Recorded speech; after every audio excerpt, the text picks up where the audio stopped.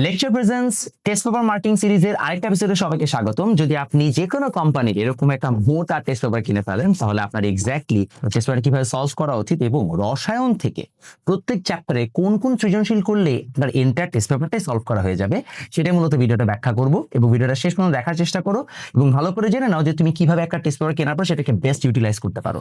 The moment তুমি হচ্ছে যে লেকচারে যদি এরকম কোনো অ্যাকসেপ্ট টেস্ট পেপার কিনো, তাহলে দেখবা এখানে প্রথমে গেলে একটা সুন্দর এরকম ছবি আসছে, যে ছবিটা হচ্ছে তাদের বৃত্ত অ্যাপের একটা প্রমোশন। সো বৃত্ত অ্যাপটা আমাদের ডেসক্রিপশনে দেওয়া আছে, ডাউনলোড করে তুমি আনলিমিটেড ফ্রি এমসিকিউ প্র্যাকটিস করতে পারবা। এর পাশাপাশি তাদের একটা ক্যাম্পেইন চলছে যেখানে অধ্যায় ভিত্তিক এবং একই সাথে যারা ফাইনাল মডেল টেস্ট নিবে, যে ফাইনাল মডেল টেস্টে তুমি যদি জিতো অর্থাৎ ভালো রেজাল্ট করো, তাহলে তুমি প্রায় 3 লক্ষ টাকার পুরস্কার পাবা। সো আজকেই তুমি হচ্ছে যে চাইলে ডাউনলোড করে প্র্যাকটিস করা স্টার্ট করতে পারো, তোমার এমসিকিউ তো অনেক হেল্প হবে। এখন চলে আসি যে আমরা এই বইগুলা কিভাবে পড়বো। প্রথমে আমরা এই প্রথম মানে হচ্ছে যে টেস্ট পেপার অংশটুকু আছে, মেইন রিজনাল টেস্ট পেপার অংশের লাস্টে চলে যাব। লাস্টে যে আমরা দেখবো এখানে খুব সুন্দর মতো অনুধাবনমূলক প্রশ্নের সাজেশন দেওয়া আছে, ঠিক একই সাথে আমাদের এই জায়গায় জ্ঞানমূলক প্রশ্নের সাজেশন দেওয়া আছে এবং অনেকগুলো এমসিকিউ হচ্ছে যে এই জায়গায় দেওয়া আছে।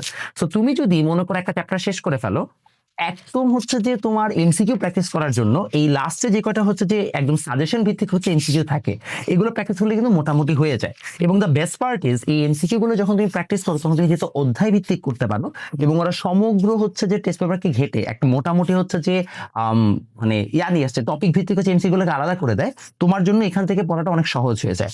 এর পাশাপাশি তুমি যদি একদম টেস্ট পেপারের ফার্স্টে চলে যাও, ফার্স্টে গেলে দেখবা প্রথমে বিভিন্ন বোর্ড কোয়েশ্চেনের পরে ওদের কিন্তু এই জায়গাটাতে একটু খেয়াল করে তোমাদেরকে দেখাই, এই জায়গাটা সরি এটা টেস্ট পেপার না, পরের পার্টে আছে। সো এই জায়গা থেকেও তোমরা হচ্ছে যে প্র্যাকটিস করতে পারো। মেডিজিটাতে দেখাই, মেডিজিটাতে তুমি যখন ফার্স্টে যাবা গেলেই দেখবা এই জায়গায় প্রত্যেকটা হচ্ছে অধ্যায় থেকে যতগুলো 2 মার্কের বা 1 মার্কের প্রশ্ন আসতে পারে সেগুলো করে লিস্ট করে দিয়েছে। এবং ট্রাস্ট মি, জাস্ট এই কয়েকটা পড়লেই হয়, এর বাইরে আসলে পড়া লাগে না। সো টেস্ট পেপার থেকে যদি 1 মার্ক 2 মার্কের প্রশ্ন পড়তে হয় এবং সেটা যে কোনো হচ্ছে যে কম্পিটিটিভ এক্সামের জন্যই হোক না কেন, তোমার জন্য এতটুকু অংশ কিন্তু খুবই মানে হেল্পফুল। সো পেজের প্রথম থেকে একদম হচ্ছে যে এই শেষ পর্যন্ত কতটুকু আছে আমি একটু বলে দিচ্ছি পেজ নাম্বারগুলো। হ্যাঁ, পেজ 1 থেকে পেজ 54, এই পেজ 1 থেকে পেজ 54 পর্যন্ত তুমি যদি জ্ঞানমূলক এবং অনুধাবনমূলক প্রশ্ন পড়তে চাও, এখান থেকে পড়ে ফেললেই তোমার কিন্তু কাজ ডান। এখন আসলে যে তুমি কোন কোন সৃজনশীল গুলো সলভ করবা, সো আমি একটা একটা করে অধ্যায় যাব, সেটা নিয়ে আলোচনা করে দিব এবং পাশে স্ক্রিনে তুমি দেখতে পাবা যে তোমার কাছে এরকম একটা স্ট্যাটিক আসছে, যেটার মধ্যে তোমার প্রত্যেকটা মানে বোর্ডের বা হচ্ছে যে তোমার স্কুলগুলোর কোনগুলো হচ্ছে ইম্পর্টেন্ট সেগুলো হচ্ছে তুমি সুন্দর মতো এখান থেকে স্ক্রিনশট নিতে পারবা।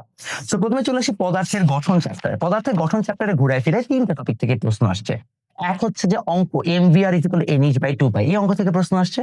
সেকেন্ডলি রাদারফোর্ড আর বোর পরমাণু মডেল যে আছে, এই দুটো মডেল থেকে প্রশ্ন আসছে, যে রাদারফোর্ড আর বোর পরমাণু মডেল থেকে কি কি জিনিসপত্র হতে পারে সেটা তুমি এখান থেকে পড়লেই হয়ে গেল, মানে সীমাবদ্ধতা কি কি প্রকাশ করা হয়েছে এটসেট্রা।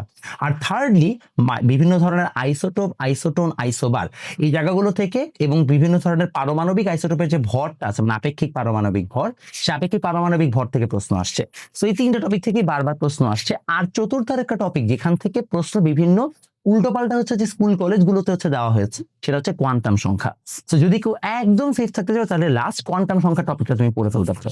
এখানে ঘুরায় ফিরে তুমি দেখবা বোর্ডে যত কোয়েশ্চেন আছে সেগুলো সব হচ্ছে যে প্রায় এই সিমিলার টাইপ অফ কোয়েশ্চেন, এবং কিছু কিছু জায়গায় জাস্ট হচ্ছে তোমার ইলেকট্রন বিন্যাসের স্থিতিশীলতা নিয়ে কোয়েশ্চেন আসছে, অর্থাৎ আউটবাউন্ড থেকে প্রশ্ন আসছে। বাকি সব জায়গায় হচ্ছে ঘুরায় ফিরে একই টাইপেরই হচ্ছে কোয়েশ্চেন। যেমন দেখবা জয়পুরহাট গার্লস ক্যাডেট কলেজে তুমি যখন গেছো তখন দেখবা তেজস্ক্রিয় আইসোটোপের হচ্ছে যে ক্ষতিকর এবং উপকারী দিকগুলো তোমাকে বলা হয়েছে, যেটা তোমার বই থেকে হুবহু মুখস্থ জিনিসপত্র। তো এটা তোমাকে মাথায় রাখতে হবে। আরেকটা জিনিস তুমি খেয়াল করবা, কেমিস্ট্রিতে প্রত্যেকটা সৃজনশীলের ক্ষেত্রে একটা বড় সমস্যা হচ্ছে এখানে 3 থেকে 4টা চ্যাপ্টার মিলায় প্রশ্ন, অর্থাৎ 1 মার্ক 2 মার্কের কোশ্চেন আরেকটা চ্যাপ্টার থেকে, 3 এবং 4 মার্কের প্রশ্ন একটা চ্যাপ্টার থেকে। এর মানে হচ্ছে তুমি যদি একটা সৃজনশীল ফুল সলভ করতে চাও তাহলে তোমাকে অবশ্যই সবগুলো চ্যাপ্টারের ধারণা থাকতে হবে। কেমিস্ট্রিতে যে বেছে বেছে পড়ে সে অবশ্যই ধরা খায়।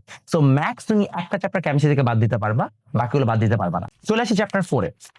চ্যাপ্টার 4-এ পর্যায়বৃত্ত সারণী, যেহেতু এখানে মূলত তোমাকে বলবে কোন পর্যায়ে এবং হচ্ছে যে কোন গ্রুপে তোমার মূলটা আছে, অর্থাৎ পর্যায় এবং গ্রুপ নির্ণয়, এটা হচ্ছে প্রথম টপিক যেটা ইম্পর্টেন্ট।